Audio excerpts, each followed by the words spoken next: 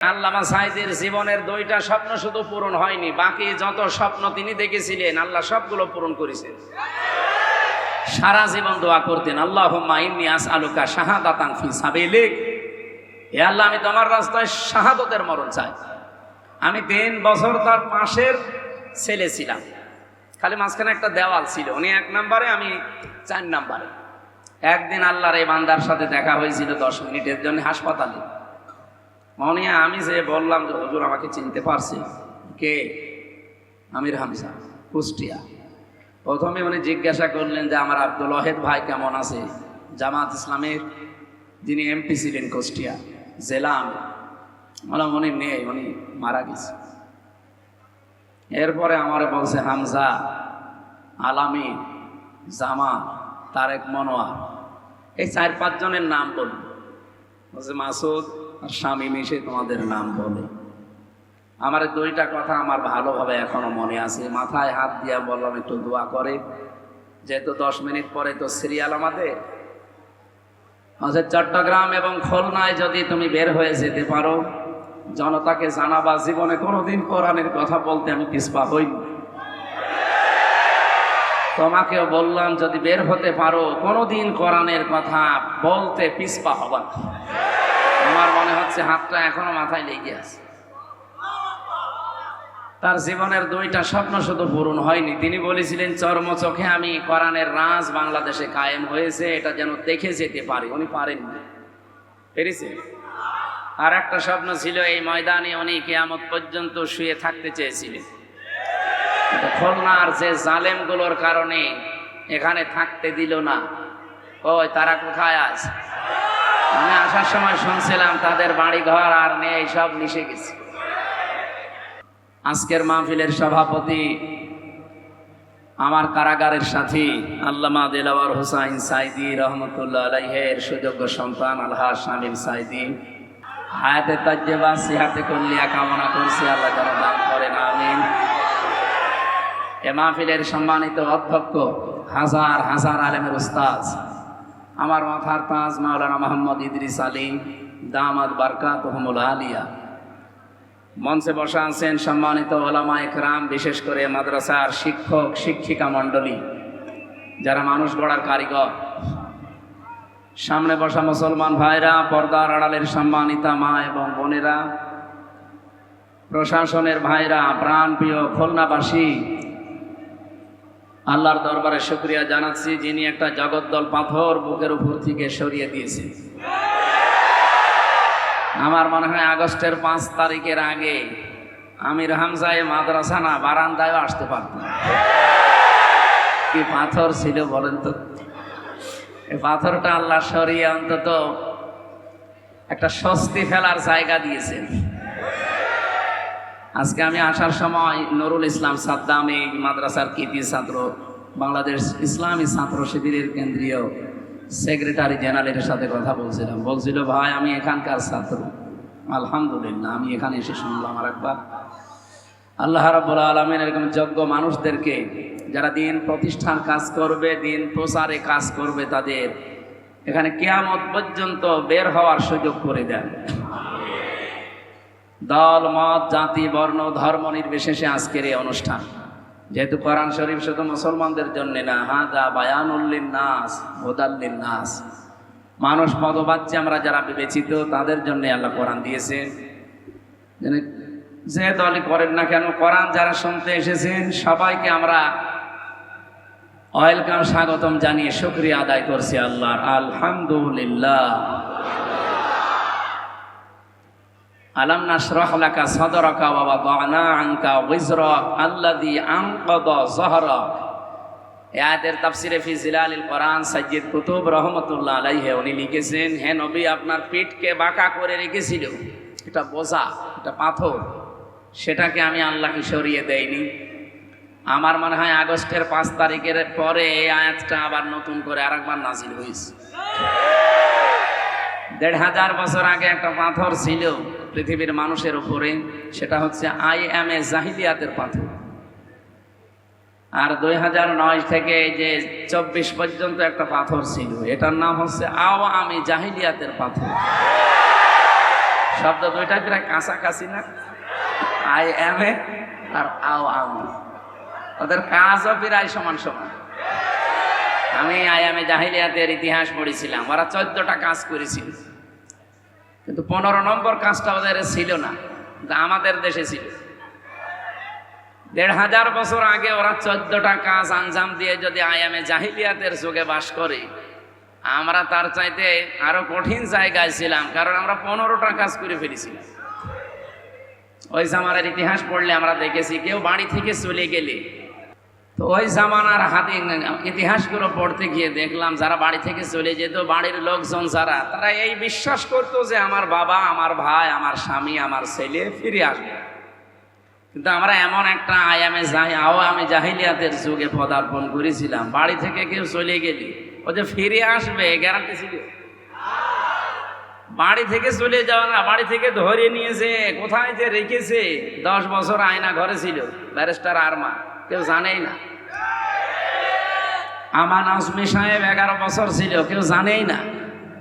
আমিও 10 দিন ছিলাম, কিন্তু মানুষ জানতো যে আমি আছি। তো ওরা এমন টর্চার করেছিল এই শরীরটার উপরে, মাথার চুল থেকে পায়ের তালু পর্যন্ত 1 ইঞ্চি ওরা জায়গা বাকি দেয়নি। এই খুলনার এক অফিসার পেয়েছিলাম, আছে, নাম বললে আবার তো চাকরি চলে যাবে, এখন আছে। আমার মনে হয় 5 তারিখের পর থেকে আমার এই মোবাইল নাম্বার কোথায় পেয়েছে জানি না, কমপক্ষে 20 বার কল দিয়েছে, হুজুর কি, আর কিছু বলে না। তার মানে টান দেখেই বুঝি যে খুব বিপদে আছে। আমি রিমান্ডে যেরকম বিপদে ছিলাম মাটির নিচে, ওরাও এরকম বিপদে আছে, খুব চুরি করে এদিক ওদিক করে আছে। যাই থাক, যদি ভালো হওয়ার নিয়ত থাকে যে ভালো হয়ে যাবে, আর যদি আবার আপার কথা মতো শয়তানি লাগে তত সমস্যা। এই জন্য আবেগে কেউ কান দেবেন না ভাই, বিবেকটা কাজে লাগাবেন। বহু মানুষ এখনো পর্যন্ত আমরা দেখছি আবেগে আছে, মনে করছে যেই আপা বলে যে চট করে আসতেছি, এ তখন লাফায়। আপনি কি গোপালগঞ্জের দিকে একটু তাকাতে পারেন না? পাশেই তো, পেছনে কি লাল হয়েছিল দেখেছে? ওই সময় শুনতাম গোপালগঞ্জ থেকে কেউ ঢাকায় গেলে, বসে গেলে 300 টাকা, দাঁড়িয়ে গেলে 1000 টাকা। আমরা চাই না যে দেশে আর কারো পেছনে আবার ওইরকম হয়ে যাক। এই কথা বলে না কেন? আপনারা যাই মনে করেন, বাংলাদেশ কিন্তু আগস্টের 5 তারিখের আগে আর নেই, এখন এপ্রিলের 28 তারিখ, সামনে আর একটা আগস্ট আসতেছে। আমরা দাবি জানাচ্ছি এখানে, যদিও মাদ্রাসার অনুষ্ঠান, তারপরও মাজলুম মানুষের পক্ষে দাবি জানাচ্ছি, আমার কারাগারের সাথী জিন্দা শহীদ জনাব এটিএম আজহারুল ইসলাম, এই মাজলুম মানুষকে যেন আগামী মাসের 6 তারিখে যে ডেট দিয়েছে, আর বাঙালিকে হাইকোর্ট দেখাবেন না, তাকে মুক্ত করে দেওয়া লাগবে। কারা চান এটা দেখে? লিল্লাহি তাকবীর।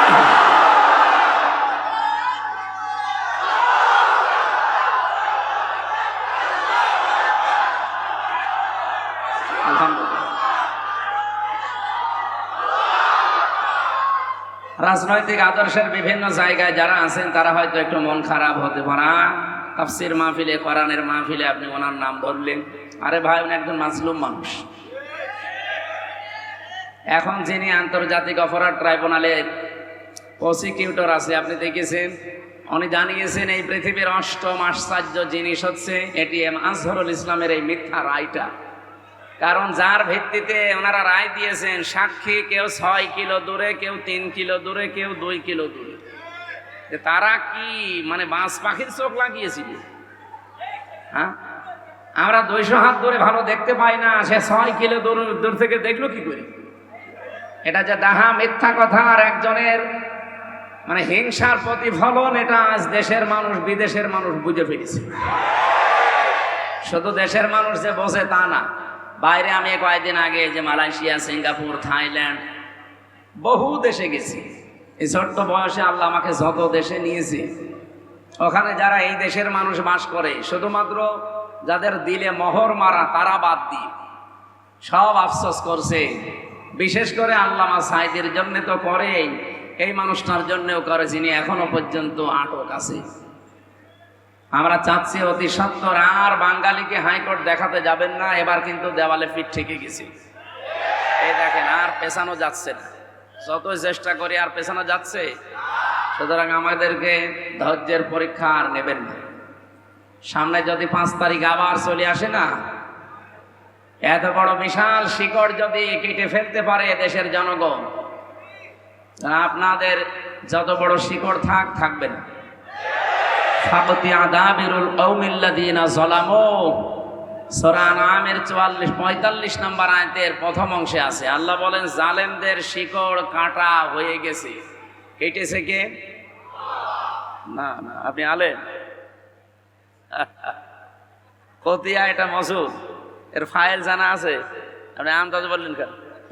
কথা বলবেন না, যারা আলেম আছে তারা জবাব দেবেন। আল্লাহ বলেন জালেমদের শিকড় কাটা হয়ে গেছে। কেটেছে কে?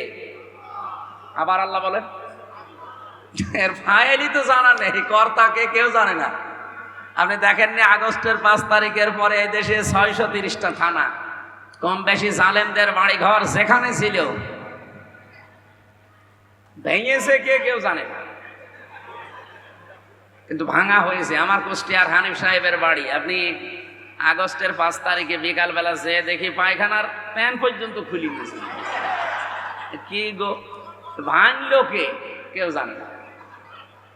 এমনকি এখানে আল্লামা সাঈদীর জীবনের 2টা স্বপ্ন শুধু পূরণ হয়নি, বাকি যত স্বপ্ন তিনি দেখেছিলেন আল্লাহ সবগুলো পূরণ করেছেন।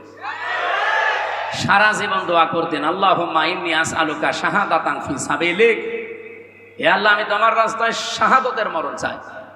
আমি 3 বছর তার পাশের ছেলে ছিলাম, খালি মাঝখানে একটা দেওয়াল ছিল, উনি 1 নম্বরে আমি 4 নম্বরে। একদিন আল্লাহর এই বান্দার সাথে দেখা হয়েছিল 10 মিনিটের জন্য হাসপাতালে। মনে আমি যে বললাম যে হুজুর আমাকে চিনতে পারছি? কে? আমির হামজা, কুষ্টিয়া। প্রথমে উনি জিজ্ঞাসা করলেন যে আমার আব্দুল ওয়াহেদ ভাই কেমন আছে, জামাত ইসলামের যিনি এমপি ছিলেন কুষ্টিয়া জেলা। বললাম উনি নেই, উনি মারা গেছে। এরপরে আমার বলছে হামজা, আলামিন, জামান, তারেক মনোয়ার, এই 4-5 জনের নাম বলুন। বলছে মাসুদ আর স্বামী মিশে তোমাদের নাম বলে। আমার 2টা কথা আমার ভালোভাবে এখনো মনে আছে। মাথায় হাত দিয়া বললাম একটু দোয়া করে, যেহেতু 10 মিনিট পরে তো সিরিয়াল আমাদের। চট্টগ্রাম এবং খুলনায় যদি তুমি বের হয়ে যেতে পারো, জনতাকে জানাবা জীবনে কোনোদিন কোরআনের কথা বলতে আমি পিছপা হইনি। তোমাকেও বললাম যদি বের হতে পারো কোনোদিন কোরআনের কথা বলতে পিছপা হবা না। আমার মনে হচ্ছে হাতটা এখনো মাথায় লেগে আছে। তার জীবনের 2টা স্বপ্ন শুধু পূরণ হয়নি, তিনি বলেছিলেন চর্মচোখে আমি কোরআনের রাজ বাংলাদেশে কায়েম হয়েছে এটা যেন দেখে যেতে পারি। উনি পারেননি, পেরেছে। আর একটা স্বপ্ন ছিল এই ময়দানে উনি কিয়ামত পর্যন্ত শুয়ে থাকতে চেয়েছিলেন। খুলনার যে জালেমগুলোর কারণে এখানে থাকতে দিল না, ওই তারা কোথায় আছে? আমি আসার সময় শুনছিলাম তাদের বাড়ি ঘর আর নেই, সব মিশে গেছে। আল্লাহ রাব্বুল আলামিন এই কথাটা 1500 বছর আগে জানিয়েছেন। সূরা নমল 19 নম্বর পারা 20 নম্বর পৃষ্ঠার 7 নম্বর লাইনের 152 নম্বর আয়াতে আছে, ফাতিলকা বুয়ুতুহুম খাওয়িয়াতাম বিমা যালামু। আল্লাহ পাক বলেন এই সেই ঘরগুলো। আল্লাহ যেন এভাবে কুদরতি আঙ্গুল দিয়ে দেখাচ্ছে বাংলার মানুষকে যে এই সেই ঘরগুলো। আল্লাহ বাইতুন দিতে পারতেন, বয়ুত দিলেন কেন? এটা তাফসিরে মাযহারিতে আছে। আল্লামা সানাউল্লাহ পানিপতি রহমতুল্লাহ আলাইহি ব্যাখ্যা করতে গিয়ে বাইতুনের বহুবচন বয়ুতের ব্যাখ্যায় দিয়েছেন। আল্লাহ যেন আঙ্গুল দিয়ে দুনিয়ার মানুষকে দেখাতে চায় যে এই সেই ঘর। যদিও লূত আলাইহিস সালামের জামানার কাহিনী এটা। কি করেছিলেন? খাওয়িয়াতাম বিমা যালামু, আল্লাহ বলেন জনশূন্য করে দিয়েছি, পরিত্যক্ত হয়ে আছে আজ এই জালেমদের জুলুমের কারণে। মুফাসসির লিখেছেন পৃথিবীর যেখানে জুলুম হয় ওই জায়গা পর্যন্ত আল্লাহর কাছে অভিশপ্ত হয়ে যায়। বাংলাদেশের যেখানে যেখানে জুলুম হয়েছিল আজ দেখেন জায়গাগুলো পর্যন্ত আজ পরিত্যক্ত। কি কথা বলছেন না কেন? কয়েকদিন আগে আমি কিশোরগঞ্জে ছিলাম, জেলা শহরের ওপরে জমজমাট অফিস। কিশোরগঞ্জ জেলায় বিশাল অফিস নিয়ে কারবার করত, শুনতাম মানুষকে বিনা কারণে এখানে নিয়ে টর্চার করত। ওর মাটির নিচে পর্যন্ত টর্চার সেজও ছিল। আগস্টের 5 তারিখের পরে ঘরটা এমন অবস্থায় খবিয়াতান দেখে আসলাম, পুরা মিশে গেছে। এতটুকুই না, মানুষ এখন অনেকে দেখি পোশাক পায়খানা করছে। ড্রাইভারকে বললাম গাড়িটা একটু থামান, তাকিয়ে দেখি কেউ এদিকে কেউ এদিকে কেউ এদিকে, মুখ দিয়ে মনে হচ্ছে জামাত বদ্ধ টয়লেট চলছে। এমনি এগুলো আল্লাহ করেনি। খাওয়াতান বিমা জলাম, আল্লাহ পাক বলেন এগুলো আমি আল্লাহ একেবারে জনশূন্য পরিত্যক্ত করে দিয়েছি, উজাড় গৃহ বানিয়ে দিয়েছি এদের জুলুমের কারণে। এ পর্যন্ত যদি আয়াত শেষ হয়ে যেত আমি আয়াতটা পড়তাম না, এর পরের অংশ আমাদের জন্য। আল্লামা সাঈদীর জীবনের শেষ আশাটা আপনারা পূরণ করতে দিলে কি হতো? আমি আজকে পিরোজপুরে যে কবর জিয়ারত করে আসলাম, অথচ এখানে থাকলে আমি এখানে এসে করতে পারতাম।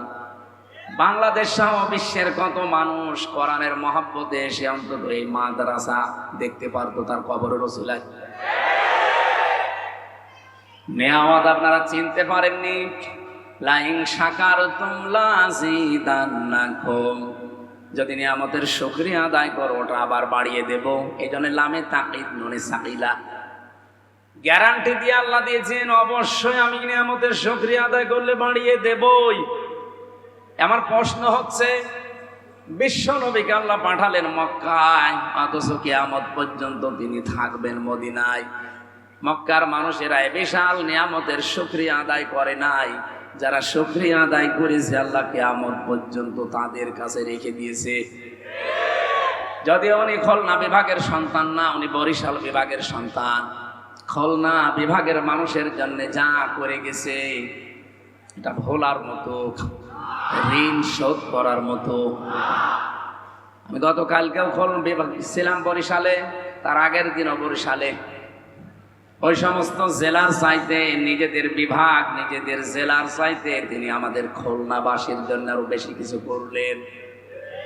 এতটুকু আশাই তো ছিল যে এখানে তিনি কিয়ামত পর্যন্ত ঘুমিয়ে থাকবেন, কেন দিলেন না? নিয়ামতের শুকরিয়া আদায় করলে আল্লাহ নিয়ামত বাড়িয়ে দেয়।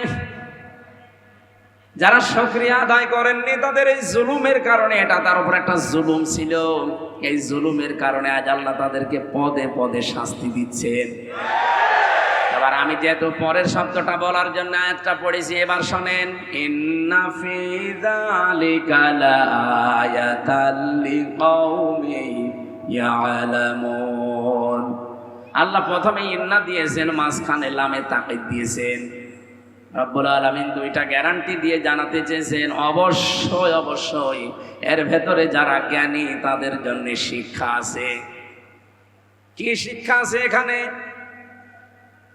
জালেমদের এত বড় শিকড় আপনি টের পাননি, তাই ইউনিয়নের দারোয়ান থেকে শুরু করে একেবারে সংসদ পর্যন্ত আপনি একেবারে প্রত্যেকটা জায়গায় দেখবেন থরে থরে জালেমদের স্তর সাজানো ছিল।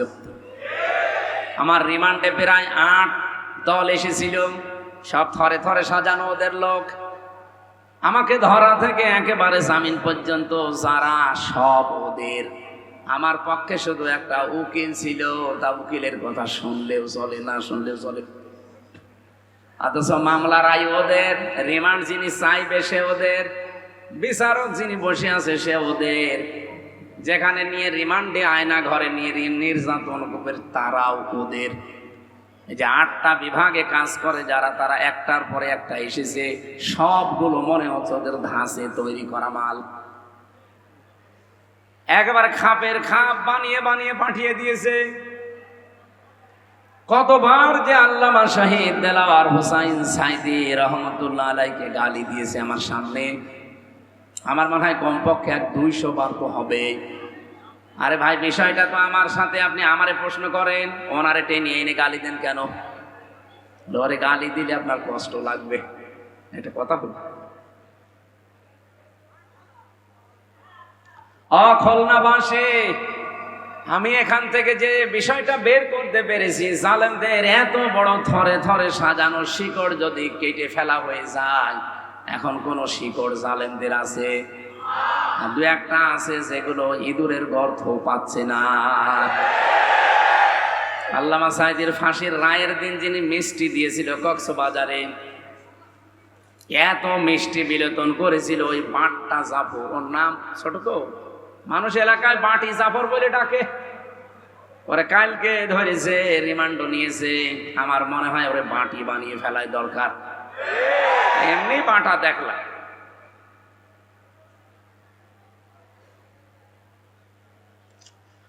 খুলনাবাসী, এবার আমার শিক্ষাটা বলি, রেকর্ড হচ্ছে তো, সারা বাংলাদেশে লাইভ চলছে, সবাইকে জানাই, জালেমদের এত শিকড় আল্লাহ কেটে ফেলে আমাদেরকে যেটা দিতে চান, এলামে তাকিদ দিয়ে ভালো করে শুনুন।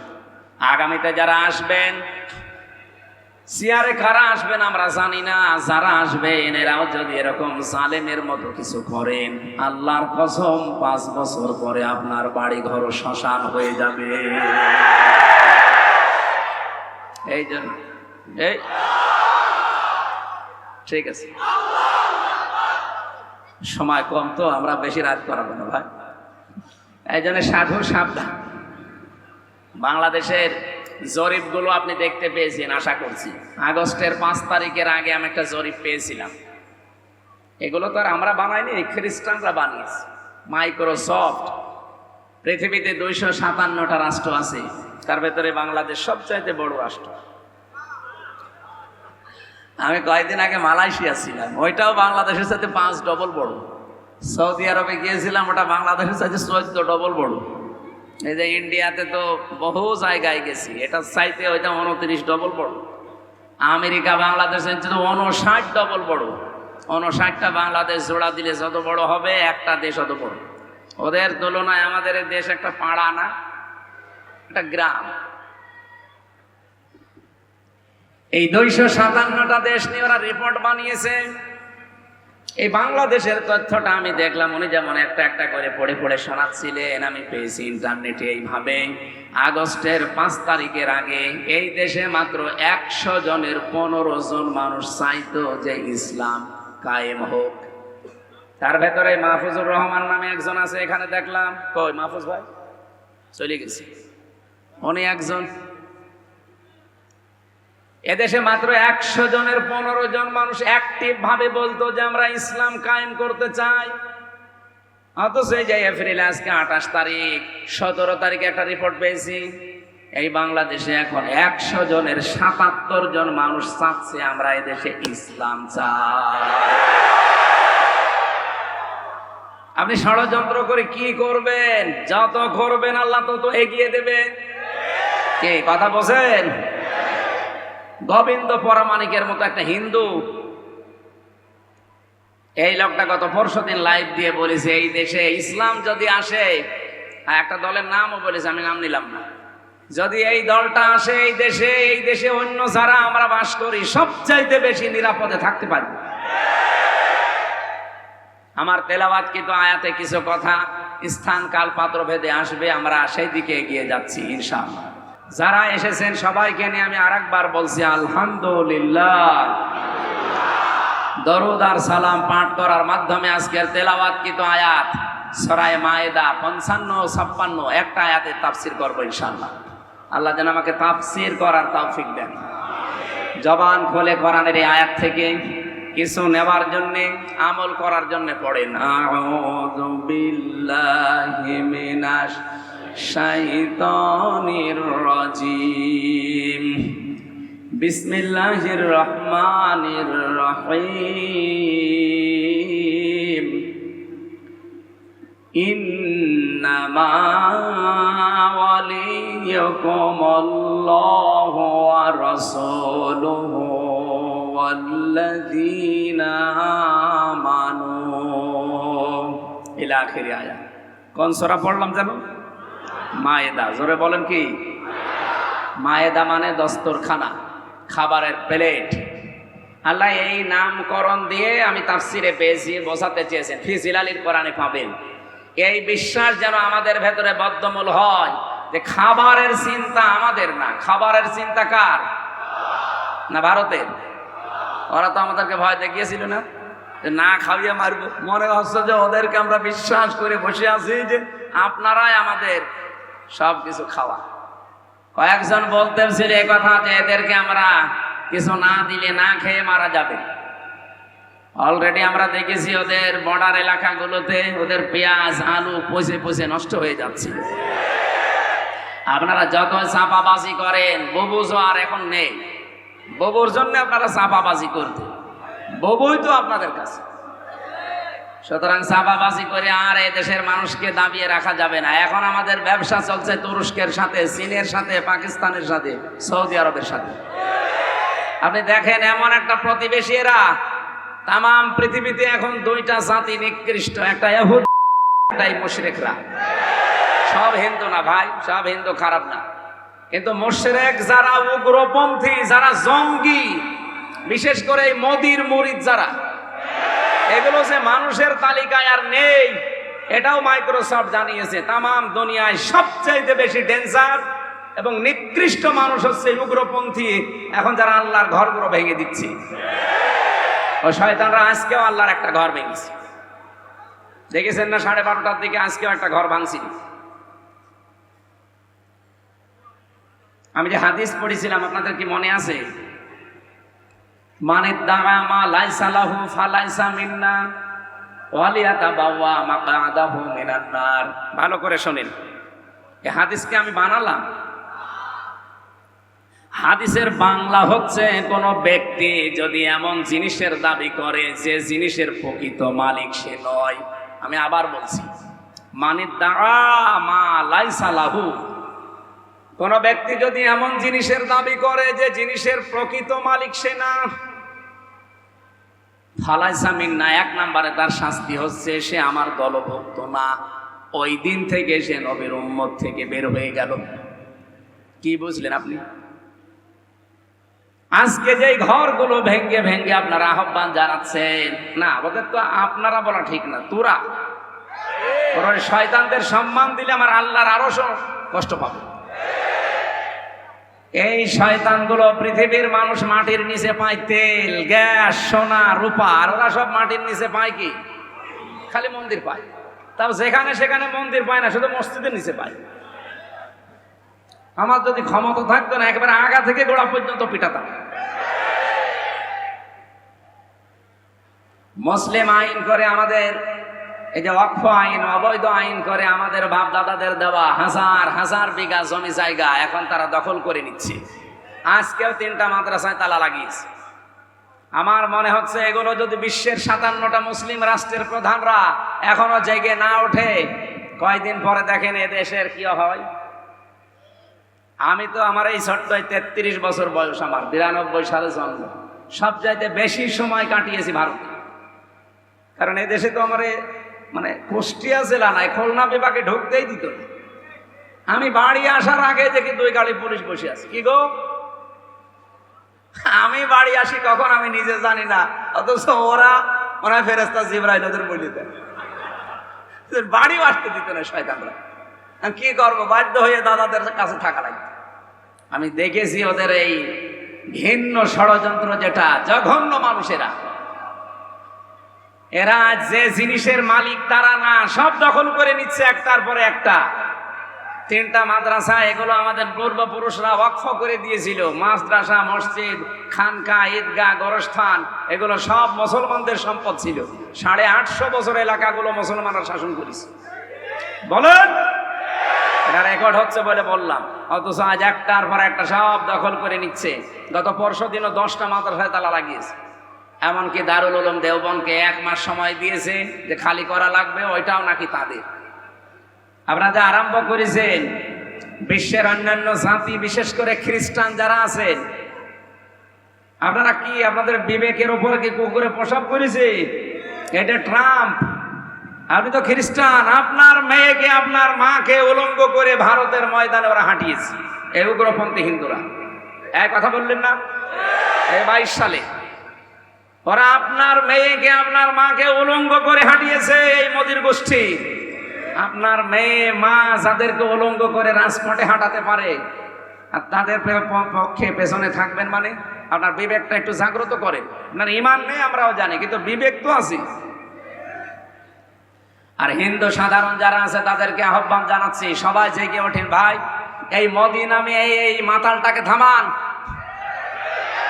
এই দেশে যারা অন্যান্য সংস্থা কাজ করছেন, আমি নাম নিলাম না তাদের, আপনারাও একটু বিবেকটা কাজে লাগান, এই লোকটাকে থামান, নয়তো পৃথিবীও বসবাসের অযোগ্য করে ফেলবে। আমরা আতঙ্কে আছি ওই শয়তানদের কারণে। আমরা যদি এখন এই বাংলাদেশে 92% মুসলমান আওয়াজ তুলি, ঢাকার স্বামীবাগের ইস্কন মন্দির এর নিচে 500 বছর আগে মসজিদ ছিল, এটা ভেঙে এখন মসজিদ বানাবো, মেনে নেবেন? তাহলে আমাদের কেমন কষ্ট হচ্ছে বলেন। আসেন তো হাদিসের প্রথম শাস্তিটার দিকে তাকাই। যে জিনিসের মালিক আপনি না, ওই জিনিস যদি নিজের দখলে নিয়ে নেন, প্রথম শাস্তি কি? আপনি ওই দিন থেকে নবীর উম্মত আর নেই। এ পর্যন্ত বুঝেছেন? বুঝেছেন না? বুঝেননি? আগস্টের 5 তারিখের পর থেকে বাংলাদেশের বহু জিনিস আমরা দেখলাম, যার না সে কিন্তু দখল করে নিয়েছে। এটা হয়তো খুলনায় শুরু হয়নি, বলেন। কেউ ঘাট দখল, কেউ বাজার দখল, কেউ হাট দখল, কেউ নদী দখল, কেউ দোকান দখল, কেউ বাড়ি পর্যন্ত দখল করে নিয়েছে। আর এখন অনেক মানুষকে দেখলাম দখল করার সময় আবার আল্লাহর নাম নিয়ে শুরু করে বিসমিল্লাহ। আপনি যার নামে শুরু করেন সেটা আপনার না, ওটা যদি আপনি দখলে রাখেন, যেই দিন দখল করেছেন ওই দিন থেকে আপনি আর নবীর উম্মত নেই। অখলনাবাসী নবীর উম্মত যারা থাকে না, তারা মারা গেলে জানাজা জায়েজ আছে, কবরে দেওয়া। আপনি তো নবীর উম্মতই না, আপনাকে আমি কি বলে রাখবো? বিসমিল্লাহি ওয়া আলা মিল্লাতি রাসূলিল্লাহ তো বলা জায়েজ নেই, কারণ আপনি রাসূলের আদর্শ থেকে চলে গেছেন। এই জন্য যার জিনিস নিয়েছেন, যেটা আপনার না ওটা ফেরত দেন। ফেরত দেবেন তো? এখানে ওই মানুষ আসেনি আমি জানি, যারা শুনছে তাদের বলছি। এটা শুধু খুলনা না, সারা পৃথিবী ছড়িয়ে যাচ্ছে। যে জিনিসের অধিকার আপনার নেই, ওটা যদি নিজের দখলে নিয়ে নেন, যেভাবেই হোক, চাঁদাবাজি করে হোক, ছিনতাই করে হোক, ডাকাতি করে হোক, চুরি করে হোক, প্রতারণা করে হোক, যেভাবেই নিয়েছেন ওইটা ফেরত দেওয়া লাগবে, নয়তো আপনি মারা গেলে আপনি নবীর উম্মত নেই। হ্যাঁ, এখানে হাদিসের টিকায় হাজার হাজার আলেম তৈরি করে যারা, হাদিসের টিকা দেখবেন 2টা পয়েন্ট লেখা আছে। 1 নম্বরে, আপনার জিনিস হাত ছাড়া হয়ে গিয়েছিল, ওইটা আপনি আবার ফেরত পেয়েছেন, তাহলে হাদিসের শাস্তির আওতা মুক্ত থাকবেন আপনি। প্রিন্সিপাল সাহেব আছে, জিজ্ঞাসা করবেন, পরবর্তীতে ক্লাস নিলে বলবেন হাদিসের টিকা দেখান। মুসলিম শরীফের হাদিস, হযরতে আবু যর রাদিয়াল্লাহু তাআলা থেকে বর্ণিত। যে জিনিস আপনার ছিল ওইটা যদি আপনি আবার ফেরত পান, তাহলে হাদিসের প্রথম শাস্তি কি? ফালাইসা মিন্না, এর ভেতরে আপনি নেই, আপনি নবীর উম্মত থাকতে পারবেন। আমি একটা উদাহরণ দিচ্ছি। বাংলাদেশে ইসলামী ব্যাংক যাদের ছিল তারা ফেরত পেয়েছে। এখন যদি কেউ ফতোয়াবাজি করে যে না এটা ছিনতাই হয়ে গেছে, ইসলামী ব্যাংকে আপনার বাবার নাকি? যাদেরটা তারা ফেরত পেয়েছে। আর কথা বলেন না কেন? যাদের জিনিস তারা ফেরত পেল, আপনার ফতোয়া আসে কোত্থেকে? আপনার বাবা তৈরি করেছে ইসলামী ব্যাংক। যাদের মাথার ঘাম পায়ে ফেলা সম্পদ, তারা আবার ফেরত পেয়েছে। হ্যাঁ, আপনারটা যদি এরকম হারিয়ে যায়, সেটা ফেরত পেয়েছেন, ওইটার জন্য আমরা কিছু বলবো না। কিন্তু অন্যের জিনিস যদি নিজের দখলে নিয়ে বাহাবা করে, আল্লাহর কসম আপনি নবীর উম্মত থেকে বের হয়ে গেলেন। আর আপনার জন্য জানাজা দিয়ে আর কবর দিয়ে আমি মিথ্যা কথা বলতে যাব কোন কারণে? যে বিসমিল্লাহি ওয়া আলা মিল্লাতি রাসূলিল্লাহ, আপনি তো রাসূলের মিল্লাতেই নেই। 2 নাম্বার শাস্তিটা আরো কঠিন, এটা না বলি, এটা আমাদের জন্য না। ওয়ালিয়াতাবাওয়া মাকআদাহু মিনান নার, সে যেন জাহান্নামে একটা নিজের স্থান তৈরি করে নিল। আজ ওদেরকে 1940 সালে থাকতে দিয়েছিল, এই যে রোহিঙ্গাদের যেমন থাকতে দিয়েছি, ফিলিস্তিনের মুসলমানরা দয়া করে ঈমানের কারণে তাদের থাকতে দিয়েছিল। তাদের গায়ে কোনো কাপড় নেই, পায়ে কোনো স্যান্ডেল নেই, খালি গায়ে খালি পায়ে ঘুরে বেড়াচ্ছিল তামাম দুনিয়া, কেউ নেই। ওরা মানবতার খাতিরে থাকতে দিল, আর শয়তানরা এখন তাদেরকে উচ্ছেদ করছে। সুতরাং যে জিনিস যার ছিল না, সে যদি দখল করে নেয়, ওর প্রথম শাস্তি সে নবীর উম্মতে নেই, দ্বিতীয় শাস্তি সে জাহান্নামে নিজের স্থান একটা তৈরি করে নিয়েছে। বলেন নাউজুবিল্লাহ। আমার কথা ছিল মায়েদা মানে দস্তরখানা, খাবারের প্লেট, খাজানসি। আল্লাহ আমাদেরকে এই নামকরণ দিয়ে বোঝাতে চেয়েছেন, আমার বান্দা বান্দি খাবার নিয়ে কোনো টেনশন তোমার দরকার নেই। তুমি দুনিয়ায় যাওয়ার 50,000 বছর আগে কতটুকু খাবে, কতটুকু পড়বে, এটা আমি লিখে পাঠিয়েছি। সুতরাং যেটা নিয়ে চিন্তা করা দরকার ওইটা কি? বলেন বলেন, ঈমান। এইটা নিয়ে চিন্তা করা দরকার। আল্লাহ জানে শুরু করেছেন, ইন্নামা ওয়ালিয়ুকুমুল্লাহু ওয়া রাসূলুহু ওয়াল্লাযীনা আমানু। অবশ্যই এই যে মা শব্দটা ইন্নার পরে যদি যোগ হয়, যারা আরবি গ্রামার পড়ে পড়ায়, বালাগাত মান থেকে প্রায় 13টা কায়দা লেখা আছে এই মা দিয়ে। আমি আলেমদের জন্য বলছি, বাংলা অর্থ দাঁড়াবে ইন্নার পরে মা আসলে কেবলমাত্র, শুধুমাত্র, একমাত্র। আল্লাহ বলতে চেয়েছেন একমাত্র, শুধুমাত্র, কেবলমাত্র এই পৃথিবীতে তোমাদের অভিভাবক, তোমাদের বন্ধু, 3টা মানুষের নাম, 3টা জিনিসের নাম আমরা এখানে পেয়েছি। তোমাদের একমাত্র, কেবলমাত্র বন্ধু হবে কে? আমি আল্লাহ। আরো জোরে বলেন। 2 নম্বরে রাসূলুহু, তোমাদের বন্ধু হবে রাসূলুল্লাহ। 3 নম্বরে আল্লাযীনা আমানু, তোমাদের ভেতরে যারা ঈমানদার, এই মানুষগুলো তোমাদের বন্ধু হবে। এখন ঈমানদার তো বাংলাদেশে অভাব নেই, যেহেতু 92% আমরা মুসলমান দাবি করি। তাহিরি তো ঈমানদার দাবি করছে, কথা বলছেন। অথচ শিরিকের যত কাজ কারবার তার দিয়ে আরম্ভ হয়। এই যে জিকির থেকে আরম্ভ করেন আপনি, জিকির একটা ইবাদত, এখানে শিরিক ঢুকিয়েছে তারা। আল্লামা সাঈদী সারা জীবন আপনি দেখেছিলেন, উনি জিকিরের আলোচনা করলেই বলতেন 4টা শব্দ জিকিরের। আলেমদেরকেও জিজ্ঞাসা করেন, সুবহানাল্লাহ, আলহামদুলিল্লাহ, লা ইলাহা ইল্লাল্লাহ, আল্লাহু আকবার। এর বাইরে জিকিরের শব্দ নেই, যদি থাকে ওগুলো দোয়া দরুদ। অথচ কত দরবার থেকে আজ জিকিরের আওয়াজ আসতেছে, ইয়া আলী বাবা, কেল্লা বাবা, ফতে বাবা, শাহ আলী বাবা। এগুলো কি এই 4টার ভেতরে আছে? বলেন। এই জিকির গুলো যারা আবিষ্কার করছেন, আযারুল্লাযীনা ইলহাদুনা ফি আসমাই, যারা আল্লাহর নামকে ইলহাদ করে। ইলহাদ মানে পরিবর্ধন করে দেয়, এমনকি আল্লাহর নাম পাল্টিয়ে ফেলে। এই মানুষগুলোর সাথে তোমরা ডাকবা না। এটা রেকর্ড হওয়ার কারণে সামাম পৃথিবীর মানুষকে বলছি, এই 4টার বাইরে জিকির করবেন না। কালকে আমি চরমনার ময়দানে ছিলাম প্রায় 2 ঘন্টা, সরসিনার ময়দানে ছিলাম প্রায় 2 ঘন্টা, এনএস কামিল মাদ্রাসায় গিয়েছিলাম, পুরাটা দেখলাম সারাদিন। কালকে ওইগুলো পেয়েছি। আহ্বান জানাচ্ছি আপনাদেরকে, আপনি চরমনায় যান, 8রশি যান, সরসিনায় যান, এনএস কামিল মাদ্রাসায় যান, আর দারুল কোরআন সিদ্দিকিয়া খুলনায় আসেন, চট্টগ্রামের বাইতুল শরফে যান, যেখানে যান এই 4টা শব্দের বাইরে যদি জিকির দেয়, ওই দরবারে আর যাবেন না। এই কথা বলেন না কেন? কত মানুষ কিন্তু উলট পালট জিকির বানিয়েছে, কত শব্দ দিয়ে তাদেরকে 50টা বছর আল্লাহর বান্দা বুঝিয়েছে, এরপরও তারা মানতে রাজি না। কারণ এগুলো মেনে নিলে বাপ দাদার বানানো ব্যবসা আর থাকে না।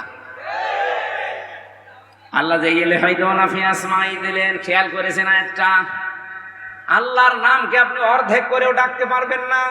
কেউ যদি বলে সুবহান সুবহান, না, আপনার জিকির হয়নি।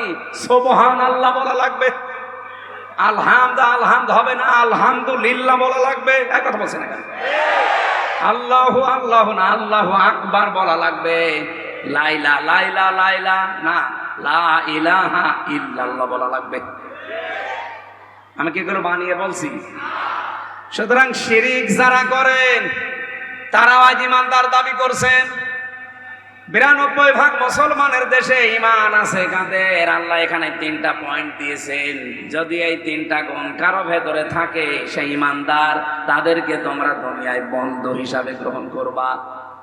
আমি আয়াতটা পড়ার পরে চিন্তা করেছিলাম, আল্লাহ বন্ধুর কথা কেন বললেন? এটা তাফসিরে তাবারির ভেতরে পাবেন।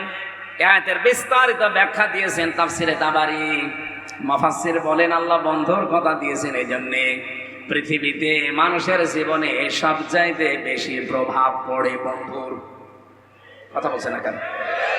আমাদের যেটা পালিয়েছে ওটা অত খারাপ হয়তো না যদি বন্ধু মোদির প্রভাব না পড়তো। ওইটা একটা শয়তান, ওই শয়তানের প্রভাব পড়ার কারণে এটাও শয়তান হয়ে গেছে।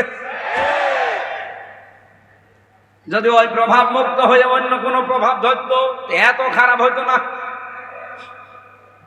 প্রভাবে খারাপ করে ফেলেছে। আবার ওনাকে উস্কানি দেওয়ার জন্য সারা জীবন শোনাচ্ছে। এই 15 বছরে তো শুনলাম কেউ কেউ বলতো যে আমাদের স্বামী স্ত্রীর সম্পর্ক, স্বামী স্ত্রীর সম্পর্ক হয় কি করে? ও দাদা তো মুসলমানই না, দাদা কি মুসলমান? আর ওনার সাথে আপনি বিয়ে দেবেন কি করে? যায় সূরা বাকারা 221 নম্বর আয়াত, ওয়ালা তানকিহুল মুশরিকিনা হাত্তা ইউমিনু ওয়ালা তানকিহুল মুশরিকাতি হাত্তা ইউমিননা। এই আয়াতগুলো আল্লাহ খেলা করার জন্য দিয়েছেন। কোন মুশরিক পুরুষ যদি ঈমান না আনে তার সাথে কোন মুমিনা নারীর বিয়ে দেওয়া জায়েজ নেই। এই ফতোয়া আমি বানালাম। বলেন বলেন, আপনি কোন কারণে এই কথা ছড়িয়েছেন যে আমাদের স্বামী স্ত্রীর সম্পর্ক হয় কি করে? ওরা দাদা তো মুশরিক, এরপরও দাদা মুসলমানই দেয়নি। আর জীবনে এখন ওনার যে বয়স, এ বুড়ো বয়সে যদি মুসলমানে দিয়ে বিয়ে করা লাগে ও ছাতা হাজাম পাবেন কোথায়? ওস্তাদরা আছে এই জন্য আমি বলতে পারছি না। এখন বুড়ো হাজাম লাগবে, আর বুড়ো হাজামের হাতে আপনি যদি ছুরি দেন ও ছাতা দেখা আছে আগা কাটতে যে গোড়া কেটে ফেলিস। না, হাসির খোরা কি দেয়নি, এটাই বাস্তব। আপনি বলেন এ দাদার মুসলমানে দিতে বাংলাদেশে কোনো হাজাম পাবে? আপনি যদি হাজাম পান আমি তাহলে টাকা দেবো, চলেন। কে যাবেন? দিল্লি চলেন, ওরা মুসলমানে দিয়ে আসে না। এই যে ফেসবুকে কিছু উল্টাপাল্টা কথা আসে তো এই জন্য এটা বললাম। অনেকে বলছে কিছুদিন পরে নাকি আমাদের ভাগ্নে আসতেছে, একটা কথা হইল। ওটা তো মুসলমানই জায়েজ নেই, আর ভাগ্নে হবে কি করি?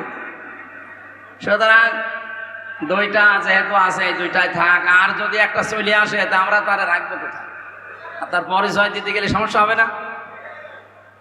এই জন্যে মেয়ে যখন আছে একটু হেফাজতে রাখবেন, কাছাকাছি আসবেন না। কি কথা বলছেন না কেন? ওদের তো চরিত্রে ঠিক নেই।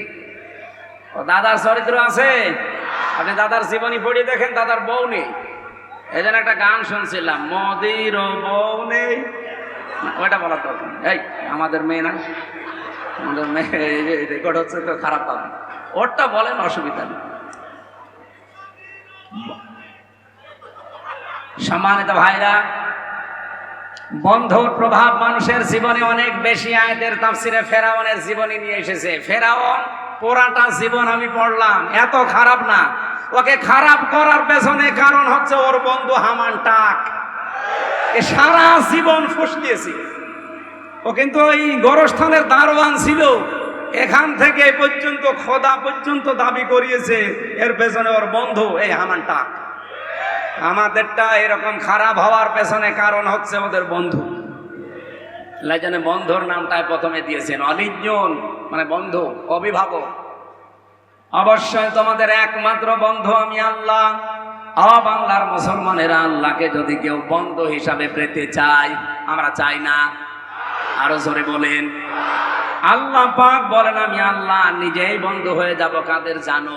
ইন আল্লাহু ওয়ালিয়ুল্লাযীনা আমানু। সূরা বাকারার 257 নম্বর আয়াতের প্রথম অংশে আছে, যারা ঈমান আনবে আমি আল্লাহ নিজেই তাদের বন্ধু হয়ে যাব। এখন প্রশ্ন, আমাদের ঈমান তো আমি এনেছি না। ঈমান আপনি দাবি করলেই হবে না, ঈমান আপনার ভেতরে আছে কিনা এটার জন্য আপনাকে পরীক্ষা দেওয়া লাগবে। সাহাবী প্রশ্ন করলেন, হে নবী, আমার যে ঈমান আছে আমি কিভাবে টের পাবো? বিশ্ব নবী বলেন, ইদা সাররাতকা হাসানাতুকা ওয়া সাআতকা সাজ্জিআতুকা ফাআনতা মুমিন। যখন তোমার ভালো কাজগুলো তোমাকে আনন্দ দেবে আর অন্যায় কাজ দেখলেই ভেতর থেকে তোমার একটা বাধা আসবে, তখন বুঝবে তোমার ঈমান আছে। এই 54 বছর না, শুধু 15 বছরের দিকে তাকান। বাংলাদেশে বহু ভালো কাজ অনেকের কাছে ভালো লাগে নাই। কথা বলেন। এখানে আমি শুনলাম যে 19 জন শিক্ষক শিক্ষিকা এখনো পর্যন্ত বেতন পায় না। সারে গামা পড়ায়, তারে বেতন দিতে কোনো বাধা নেই। আর আল্লাহর কোরআন পড়াচ্ছে তাদের বিনা বেতনে। এটা যে অন্যায়, অনেকে অন্যায় জানার পরে অন্যায় মনেই করে না। আমার বিবেকে এখন বাধা দিচ্ছে যে না, এটা ঠিক হচ্ছে না। বাংলাদেশে মাদ্রাসা শিক্ষা বোর্ডের যিনি সিনিয়র সচিব, আমার কুষ্টিয়ায় বাড়ি, পরশুদিন আমার কাছে কল দিয়েছি। ওনার শ্বশুর বাড়ি সাতক্ষীরা, একটা মাহফিল নিয়েছি। আমি মনে হয় এই বিষয়টা যে ওনার কাছে তুলে ধরবো আজকে। দারুল কোরআন সিদ্দিকিয়া কামিল মাদ্রাসা, যেহেতু উনি মাদ্রাসা শিক্ষা বোর্ডের সিনিয়র সচিব, এখন কুষ্টিয়ায় বাড়ি, আমার জেলার সন্তান। আশা করছি কথা স্যার আমার রাখবে। শুধু এইটা মিলে না, আরও আমি আল্লামা সাঈদী ফাউন্ডেশনের যে মাদ্রাসা, ওখানেও ছিলাম।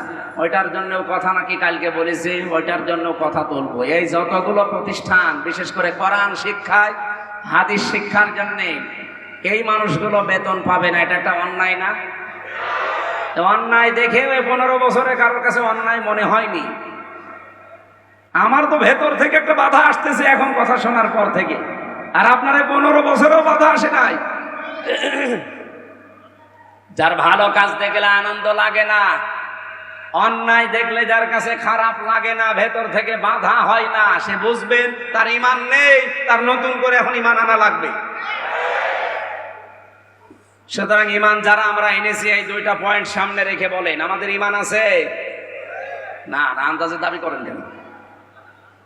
এখন ঈমান যদি আপনার আমার এসেই থাকে ভেতরে, আল্লাহ বলেন আমি আমার বন্ধু হয়ে গেছে তারা, তাদের জন্য আমার কয়েকটা কাজ আছে। এবার একটু সমস্যা হবে আপনাদের। আমি জানি আজকাল ব্যাখ্যা করলে কিছু মানুষ দোষ বেশ করে। আমি কি বানিয়ে বলবো ভাই? আর আমরা আছে না, দেখছে না, আল্লাহু ওয়ালিয়ুকুম আল্লাহু ওয়ালিয়ুল্লাযীনা আমানু, আমি আল্লাহ তাদের বন্ধু হয়ে গেছি যারা ঈমান এনেছে। এখন আল্লাহ যেহেতু ঈমানদারদের বন্ধু, আল্লাহ কি করবে বন্ধুর জন্য? ইখরিজুহুম মিনাস যুলুমাতি ইলান নূর, তিনি অন্ধকার থেকে বের করে আলোর দিকে নিয়ে আসবে। আর আপনাদের কাছে ওয়াজ করা কি খুলনাবাসী সারা জীবন আল্লামা সাঈদী বলতেন, অন্ধকার মানে মানুষের তৈরি করা আইন, আর আলো মানে কোরআন। এই বাংলাদেশে যারা মানুষের তৈরি করা আইন প্রতিষ্ঠার জন্য কাজ করছেন, কোরআনের আলো, কোরআনের আইনের পেছনে যারা সময় ব্যয় করেন না, সম্পদ ব্যয় করেন না, আপনার মেধা যোগ্যতা ব্যয় করেন না, আল্লাহ আপনাকে এখনো বন্ধু হিসাবে মানে নাই। আপনি যদি আল্লাহর বন্ধু হয়ে যেতেন, আল্লাহ একটা কাজ করতো কি, অন্ধকার থেকে আপনাকে বের করে আলোর দিকে নিয়ে আসতো। বাংলাদেশ জামাত ইসলামের যে দাওয়াতি মিশন চলছে, 30 তারিখ পর্যন্ত শুনলাম বাড়িয়েছে। হাজার হাজার মানুষ আজ যারা মানুষের তৈরি করা আইনের পেছনে কাজ করত, তারা এখন আল্লাহর তৈরি করা আইন প্রতিষ্ঠায় দলে যোগ দিচ্ছে।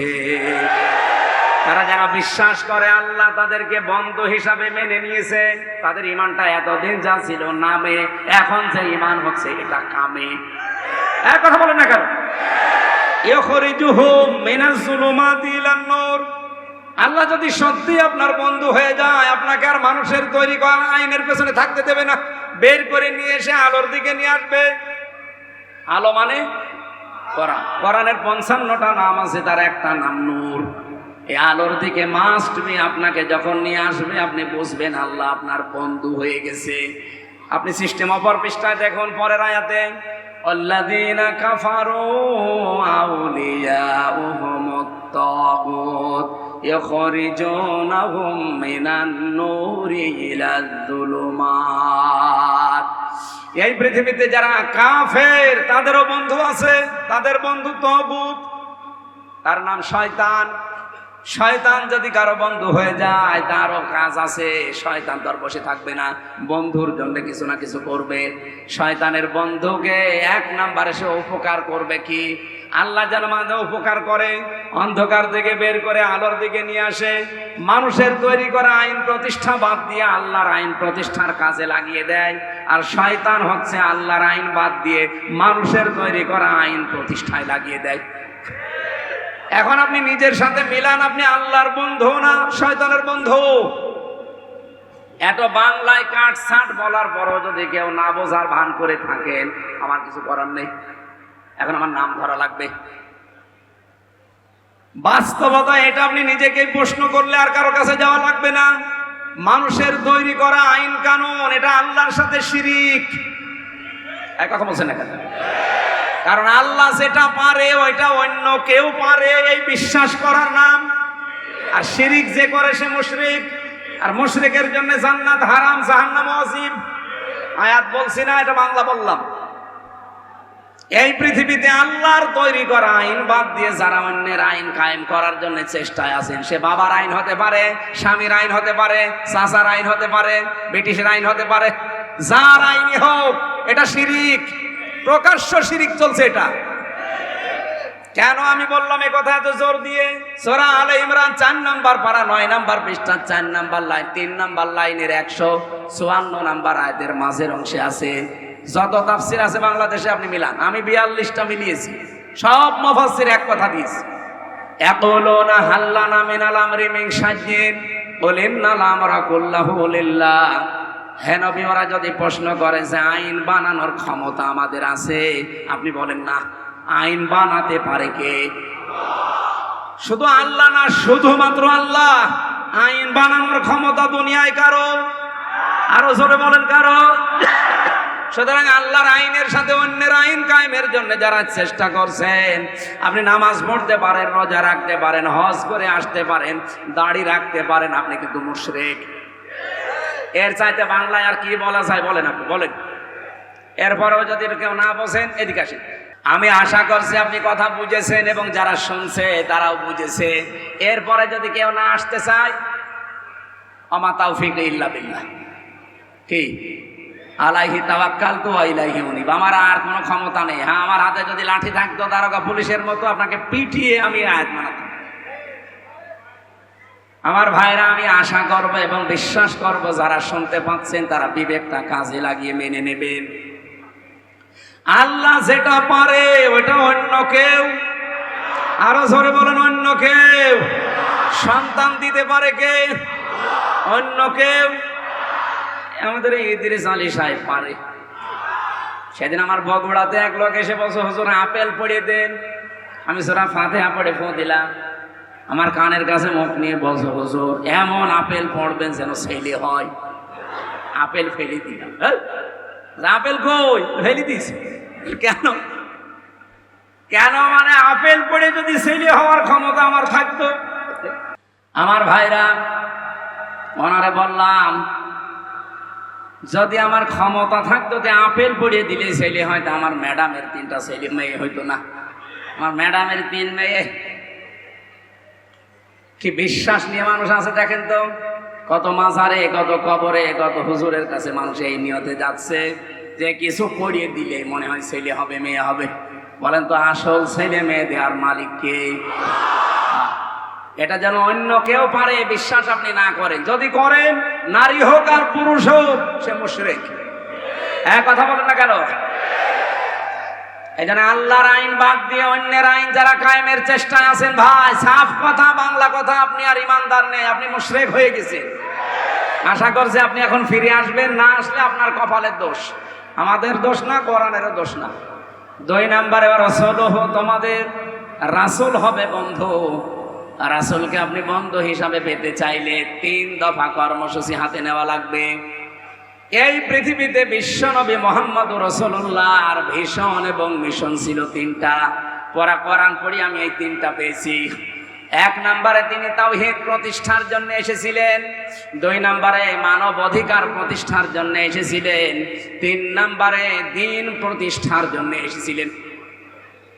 কোরআনে কারিমে এই যে তাওহীদ প্রতিষ্ঠার জন্য, ঐক্যবদ্ধ হওয়ার জন্য আহ্বান জানানো হচ্ছে সারা দেশে। বিভিন্ন আলেম ওলামা, ইসলামী সংগঠনগুলো এই ডাকিয়ে দিচ্ছে যে ঐক্যবদ্ধ হন, এক হন। এটা সিস্টেম কি হবে? কয়টা পদ্ধতি সামনে নিয়ে এগিয়ে যাওয়া লাগবে? সূরা আলে ইমরান 64 নম্বর আয়াতে আমার আল্লাহ 1500 বছর আগে এই তথ্যগুলো দিয়ে রেখেছেন। জায়েজ মানুষকে ঐক্যবদ্ধ হওয়ার জন্য এই 3টা মূল নীতিতে এগিয়ে যাওয়া লাগবে। ওলে ইয়া আহলাল কিতাবি তাআলাউ ইলা কালিমাতিন সাওয়াইন বাইনানা ওয়া বাইনাকুম আমার ভাইরা, আমরা এই বাংলাদেশে যারা রাসূলুল্লাহকে বন্ধু হিসাবে পেতে চাই, তারা কিন্তু এই তিনটা কাজ এখন মিশন আর ভীষণ হিসাবে বেছে নিয়েছি। আমরা চাই দেশে তাওহীদ প্রতিষ্ঠার জন্য। এই আয়াতের ভেতরে যেহেতু 3 দফা কর্মসূচি আছে, না টেনশন হয়ে যাচ্ছে, এভাবে ক্লাস হবে না ভাই, না ঠিক হবে না। আপনারা বাড়ি চলে যান, যান মোনাজাত করে দিই। না, আলোচনা শুনতে হলে এইভাবে হবে না তো ভাই, বারবার বৃষ্টি পড়বে, আপনি এদিকে দিকে তাকাবেন।